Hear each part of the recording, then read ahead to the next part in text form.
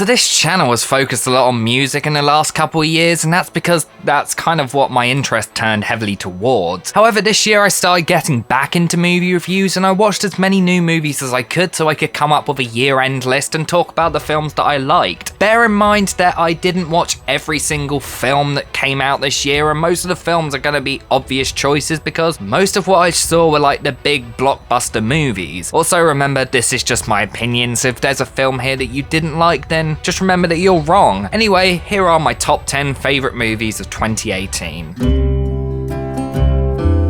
I, like many, love the Coen brothers and consider them two of the greatest writers/directors of the modern era of cinema, so I was intrigued by their straight-to-Netflix western comedy, The Ballad of Buster Scruggs. The film is an anthology movie that focuses on different parts of the Wild West in some of the most ridiculous and hilarious ways possible. Like most good anthology movies, there are some segments that are really great and others that were really terrible. But to be completely honest, it's only the last segment I didn't enjoy, at least slightly. The rest I thought were either really good or downright great in some instances. The writing, directing, and acting is all top-notch with a huge eclectic cast as you would expect from a Coen brothers movie, who all do a fantastic job. My favourite performances come from Tim Blake Nelson, who plays the title character in the first segment, and Tom Waits of all people, who plays a prospector in the third segment. Both characters are incredibly funny and entertaining to watch. The first segment shows the title character as a smarmy, incredibly skilled cowboy who rides around on his horse with an acoustic guitar and kills anyone who annoys him. And I personally think this was probably one of, if not the most enjoyable segment in the film, just because of how ridiculous and funny it was. Not every single segment is comedic though. Some do take very dark directions, including the one starring Liam Neeson and Dudley from Harry Potter, which is all about a crippled performer who is controlled by his father. This segment is incredibly emotional, albeit one of the weaker segments, but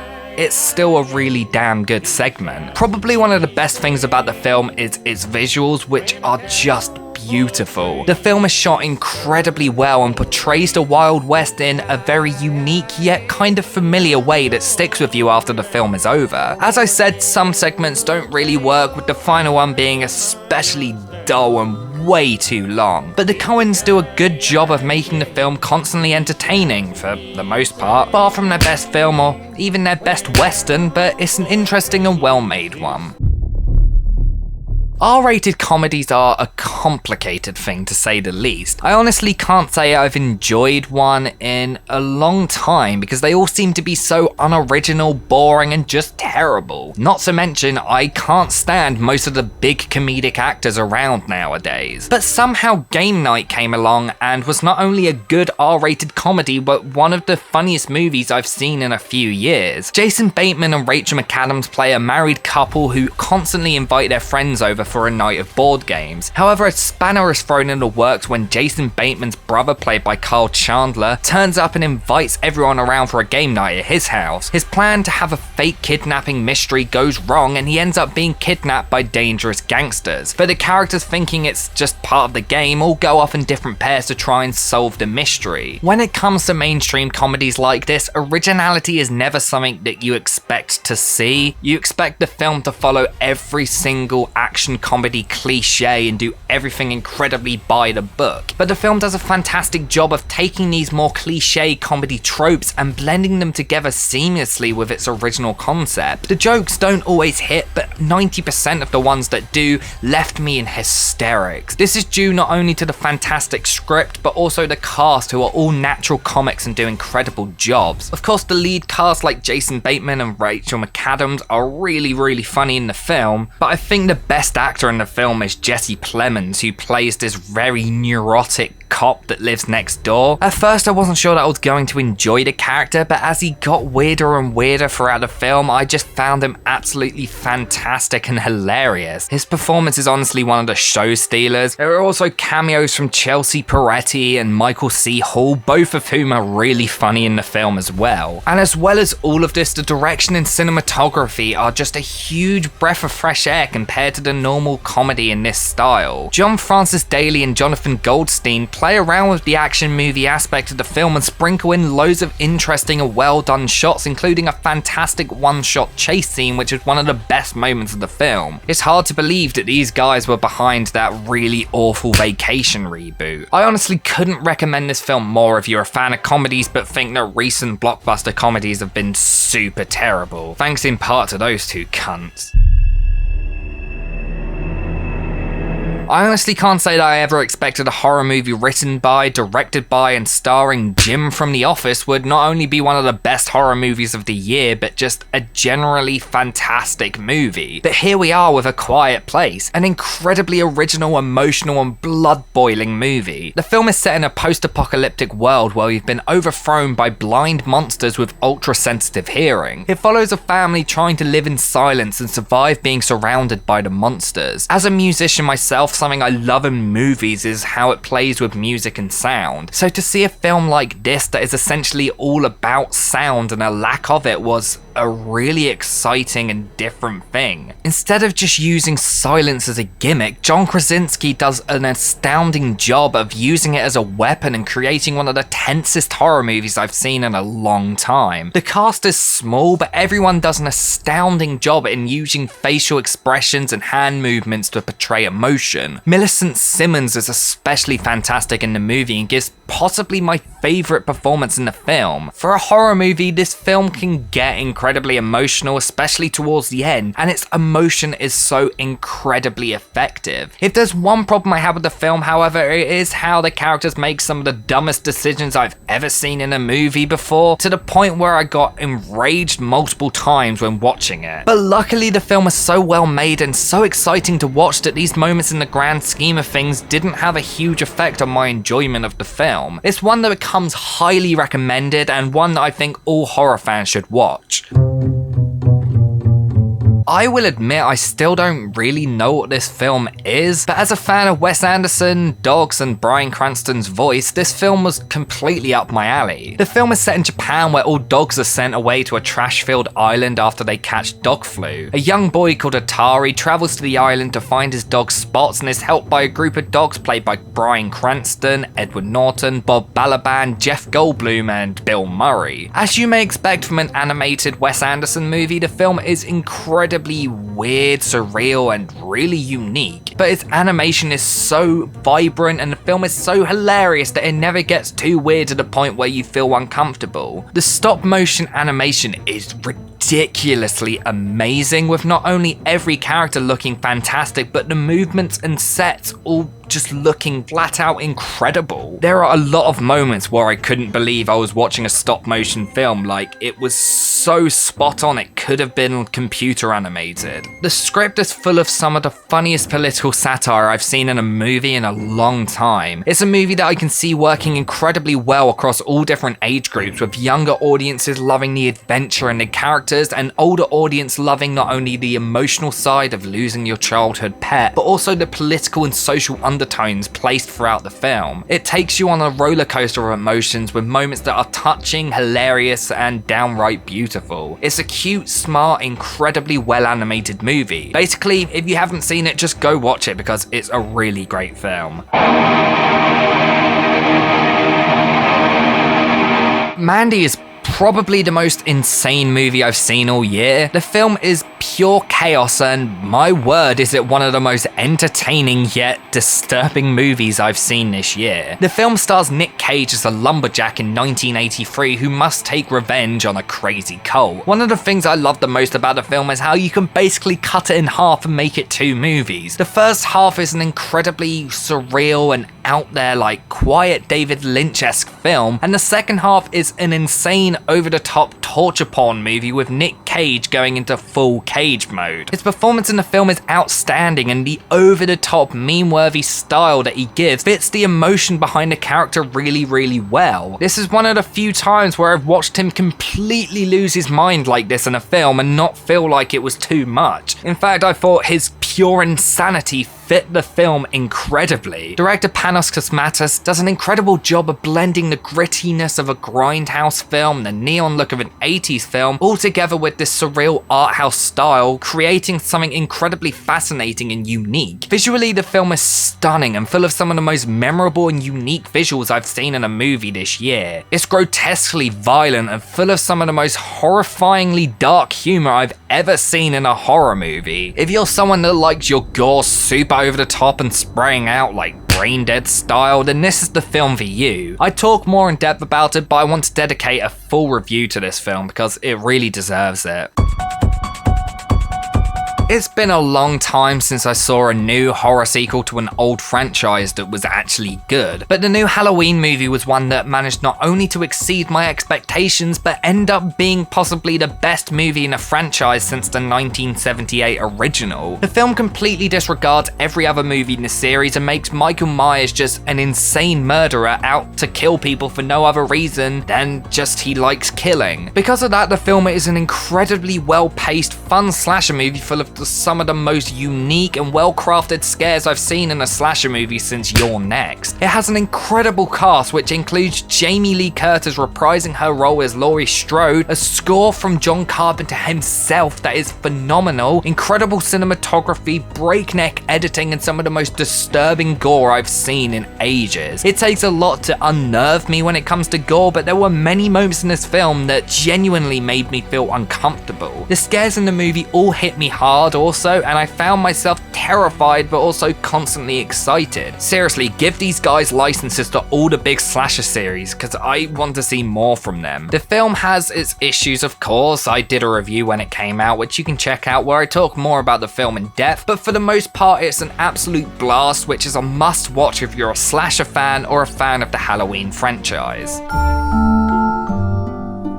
To be completely honest, when I heard about Christopher Robin, I was incredibly hesitant. I love Winnie the Pooh and I think Ewan McGregor is great, but I was so worried that the film would turn out to be super disappointing and ruin the Winnie the Pooh legacy. But as soon as I saw the trailer, I knew that the second I saw this movie, I would fall in love with it. At heart, I will admit I'm a huge child. Old Disney movies still make me feel super warm inside, and watching them brings me so much joy, especially the Winnie the Pooh movies. So watching this film put a huge smile on my face. The film focuses on Christopher Robin as an adult who is made to grow up and forget about his childhood adventures in the 100-acre woods. He is a hard-working guy who puts work before everything in his life and believes that his daughter must start working hard now, otherwise she'll get nowhere in life. But one day Pooh Bear manages to find him and gets him to help find his missing friends. The film could have easily been a film full of slapstick and all about the silly stuff that would happen if Pooh Bear was wandering around in the real world, and yeah, there are some bits of that, but luckily the film focuses more on the characters. The film is about how you need to have a bit of fun and embrace your inner child sometimes in order to be happy. It's obviously incredibly predictable, but it's just so damn charming and emotional that you don't care about that. It's the film equivalent of being wrapped up in a warm blanket and put to bed. It's just such a sweet film that puts you in a good mood. It's funny, it's really well animated, has some good acting, and full of fantastic life lessons for people of all ages. Although the new redesigns of the characters were slightly creepy at first, and some of the new voice actors I didn't think worked that well, getting to be in this universe again with these characters feels like you're at home, especially if you grew up with them. I cannot recommend this film enough to anyone who grew up with the A.A. Milne stories or the Disney movies.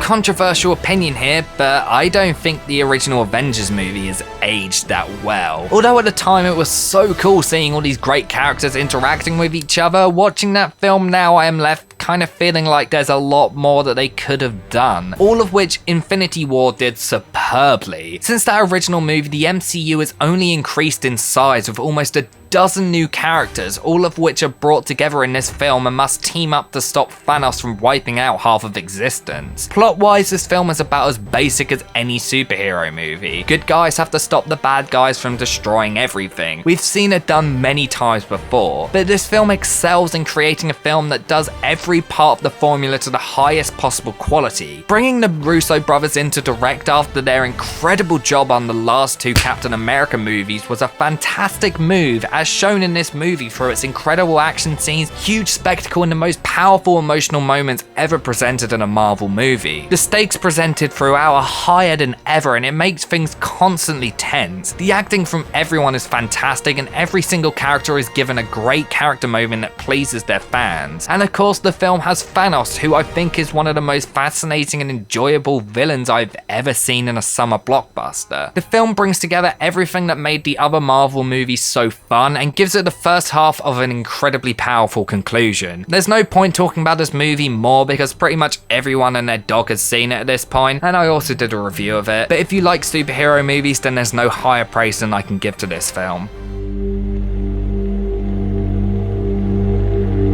Hereditary is easily one of the most fascinating and unusual horror movies I've seen in a few years. The trailers made it seem like another Conjuring-style haunted house movie, but it ended up being a unique, surreal, and unnerving experience that has stuck with me ever since I saw it upon its release. Instead of throwing everything at you, the film takes its time and soaks you in its atmosphere, which at times can be unbearable. It constantly defies all expectations and intensifies itself with twists and turns that are confusing and mind-bending. It's full of some of the most horrific imagery I've seen in a horror movie all decade, but without ever feeling disgusting or cheap. It uses its dark tone and atmosphere to create its terror effectively. The cinematography helps pull this off flawlessly with some of the most original and fascinating shots from any film this year. The film is constantly original and very, very rarely plays by the book. I honestly could never predict what was going to happen, and I found that not only made the film more interesting,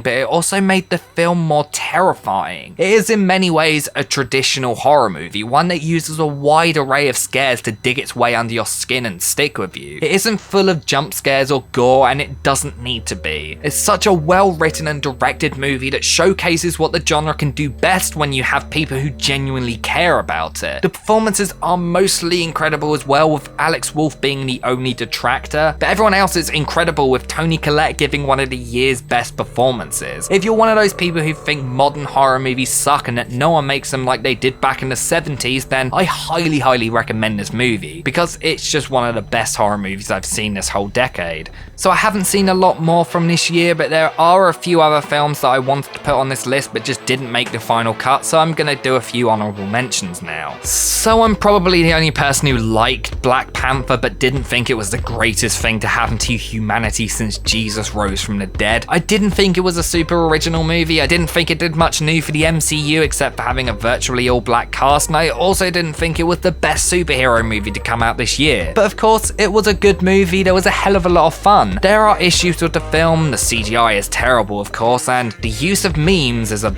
bit atrocious to say the least, but I still enjoyed the movie and consider it one of the better Marvel movies. The original Incredibles movie is one of my favourite Pixar movies, so I, like many people, have been eagerly awaiting this sequel for years, and luckily they did not disappoint. I had an absolute blast with it. It was funny, full of incredible animation, and it was just great to see all these characters again. Although the plot isn't the most original in the world, it's still decent, and the film in general was just a lot of fun. Deadpool 2 was just as hilarious and exciting as we all hoped it would be. I loved the new cast. Ryan Reynolds was as amazing as ever, and I thought the film had a great plot. But that kid is so goddamn annoying, it ruined the entire movie for me and is the reason why I haven't watched it since its release. I will admit, the only reason I watched this movie because I thought it sounded hilarious, and during the first 15 to 20 minutes I thought it was going to be one of the most ridiculous horror movies I'd seen all year. But honestly, when the film actually got going, it was an interesting and fun little movie. Far from perfect, and it's probably not even technically a good movie, but I enjoyed it quite a lot. Maybe I'll do a full review of it sometime, maybe I won't, or guess we'll have to wait and see. But to be fair, it's probably going to be one of those movies that's just completely fade away from my mind in the next couple months, but I enjoyed it when I saw it. Yes, technically this movie came out in 2017 in America, but it came out in 2018 everywhere else, so your argument has failed. I have a huge soft spot for coming-of-age movies about young adults. I also think that Saoirse Ronan is a fantastic actress, so Lady Bird was right up my alley. The film follows the title character's journey in her senior year of high school and the drama that occurs because of her longing for adventure. Obviously, nothing goes the way she plans it to go, as she finds people at the absolute worst, including including her overbearing mother played by Sheldon Cooper's mother. I'm honestly disgusted with myself that I recognized her from that. The film is honestly near perfect. I cannot think of a single problem I had with it. The script is incredible with constantly hilarious dialogue that never feels fake and is incredibly genuine. There are of course basic coming of age story cliches that the film follows, but they're handled really well and never done in a way that feels cliched. The film is one of the few that managed to capture adolescence and teenage angst in such a natural and realistic way, due in part to the incredible performances from the film, especially from Saoirse Ronan, who was shafted at the Oscars. Laurie Metcalf was also astounding in the film, and the interactions between the two characters are some of the most interesting and emotional moments in the film. It's one of those coming of age stories that are incredibly hilarious but knows exactly when and how to tug at your heartstrings in an incredibly effective way. I honestly cannot recommend this movie enough. I truly think that it deserved the Oscars it was nominated for. And those were my top 10 favourite films of the year. Did you agree or disagree with my choices? If so, let me know in the comments section below and let me know what your favourite movies were. And if I haven't seen them, maybe I'll go check them out. Thanks for watching guys, and come back soon for another super long list video.